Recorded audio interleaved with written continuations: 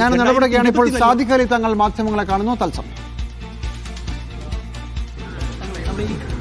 സ്ക്രീൻഷോട്ടുമായി ബന്ധപ്പെട്ട്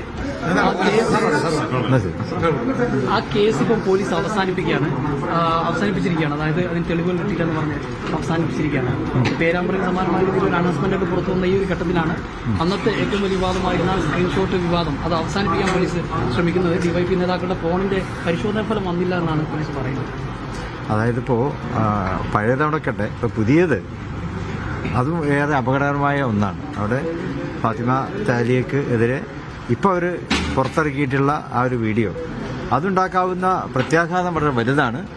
കാരണം നമ്മളിപ്പോൾ മുസ്ലിം ലീഗ് ആവട്ടെ UDF ആവട്ടെ അവിടെ മത സൗഹാർദ്ദത്തെ തകർത്തുകൊണ്ടുള്ള ഒരു നേട്ടം ആരും ഇഷ്ടപ്പെടുന്നില്ല. അതല്ല നമുക്ക് ആവശ്യം. ഒരു തെരഞ്ഞെടുപ്പിൽ സഹവർത്തിത്വമാണ് ആവശ്യം. എല്ലാ സമൂഹങ്ങളുടെയും വോട്ടുകൾ വാങ്ങി ജയിക്കുക എന്നുള്ളത് തന്നെയാണ് ഏതൊരു സ്ഥാനാർത്ഥിയും ആഗ്രഹിക്കുന്നത്. അതുതന്നെയാണ് ഇപ്പോൾ അവിടെ UDFന്റെ സ്ഥാനാർത്ഥികളും ചെയ്യുന്നത്. എല്ലായിടത്തും അവിടെ മാത്രമല്ല. ഒരിക്കലും മതം പറഞ്ഞ് വോട്ട് വാങ്ങുന്ന ഒരു ചരിത്രമോ പാരമ്പര്യമോ UDFനെ സംബന്ധിച്ചിടത്തോളം ഇല്ല. അത് മനസ്സിലാക്കാതെ ഇത്തരത്തിലുള്ള അനാവശ്യമായിട്ടുള്ള പ്രചാരണങ്ങൾ അത് പ്രത്യാഘാതങ്ങൾ ഉണ്ടാക്കും. അബദ്ധം പറ്റിയതാണ് പറയുന്നത്. അങ്ങനെ ഇന്നലെയൊക്കെ പ്രതികരണം ഉണ്ടായിരുന്നു. ചെയ്യാൻ പറ്റില്ല. പക്ഷെ അവർ നമുക്ക് മനസ്സിലാകുന്ന പ്രചരണ വാഹനങ്ങളൊക്കെ പോകുമ്പോൾ അല്ല, അതിപ്പോൾ ഏത് ബുദ്ധിയുള്ളവർക്കും മനസ്സിലാക്കാൻ പറ്റും അതിന്റെ പിന്നിലുള്ള ചെയ്ത വികാരം എന്താണ്.